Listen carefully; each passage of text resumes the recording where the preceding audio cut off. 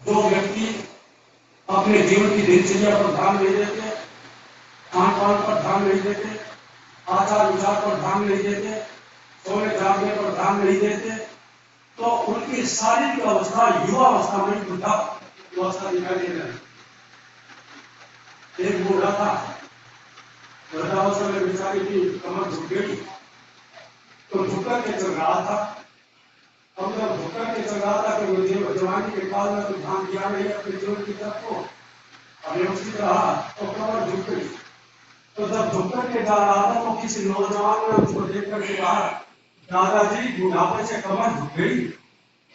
तो जब ये कहा कि दादाजी बुढ़ापे से कमर झुक गई, तो थोड़ा सा सीधा हुआ और सीधा होकर के कहता है कि नहीं, बुढ़ापे से कमर नहीं झुकी। कमर झुकने का कारण क्या है कि नहीं जोक से झुक मेरी कमर गई, कि बुढ़ापे से मेरी कमर नहीं झुकी, नहीं जोक से झुक मेरी कमर झुक गई, मैं झुक करके देखता हूं जवानी की धरती। तो जवानी की अवस्था में जब हम ध्यान नहीं दे पाते तो ये अवस्था, इसलिए बहुत बढ़िया बात कही किसी ने, मजा है जो से जवानी में पारसाई का, अर्थात जीवन की असली पवित्रता का जो मजा है वो तो जवानी की अवस्था में है। मजा है जो से जवानी में पारसाई का, वो लाभ होता है तो किसी को बचा ले तूफान से। जो तूफान से किसी को बचा करके चलता है असली मजा वही होता है।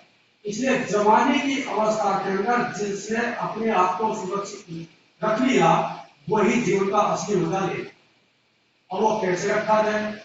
अथर्ववेद का प्रारंभ इस चीज से होता है कि यदि हम वेद के अनुसार आचरण करके चलेंगे तो मंत्र कहता है, ओम स्तुता मया वरदा वेद माता प्रचोदयन्ताम पावमानी द्विजानाम आयु प्राणम प्रजाम पशुम कीर्तिम ब्रह्मवर्चसम मह्यम दत्वा भजत ब्रह्म।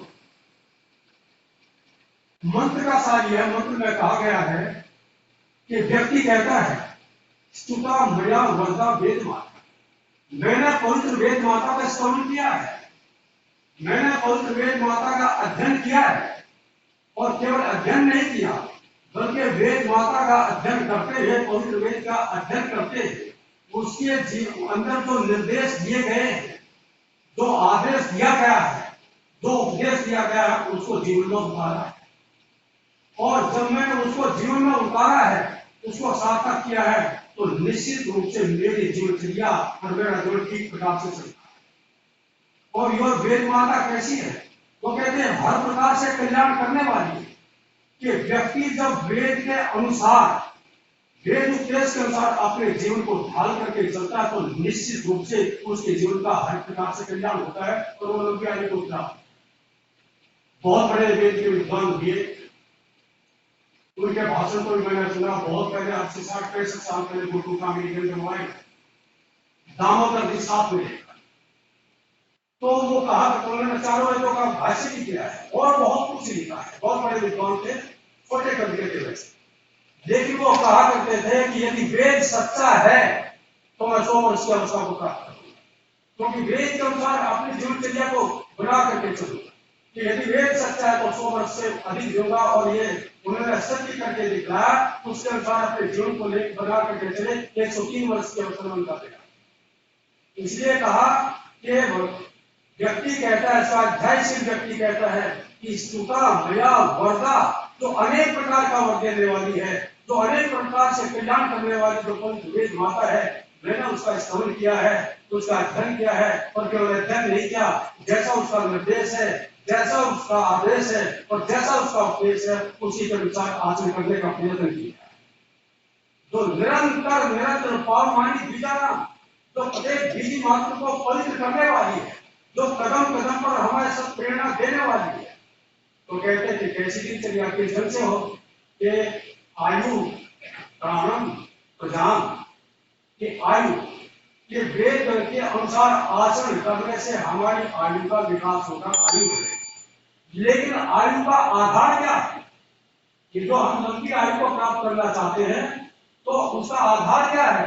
तो उसे अगले बाकी के अंदर का प्राणम, ये आयु वृद्धि का सबसे बड़ा आधार है प्राण शक्ति। यदि हम अपनी प्राण शक्ति को सुरक्षित करके चलेंगे, उसका ठीक ठीक प्रयोग करके चलेंगे तो निश्चित रूप से वो प्राण शक्ति हमारे आयु की बढ़त। इसलिए तो दिनचर्या का नियम पालन करने के लिए कहा गया है कि ब्राह्मण मुहूर्त उठिए, कि प्रातःकाल ब्राह्मण मुहूर्त में उठो और दैनिक दिनचर्या से निवृत्त होकर के कुछ प्राणायाम करो, हल्की एक्सरसाइज करो। तो ये सारी की सारी प्रक्रिया जो है, कि जब हम प्राण शक्ति का, प्राणों का ठीक ठीक प्रकार से प्रयोग करके चलेंगे तो वो ही हमारी प्राण शक्ति आयु का वर्धन करने वाली होगी। इसके संबंध में बहुत कुछ आप पढ़ सकते हैं, जान सकते हैं।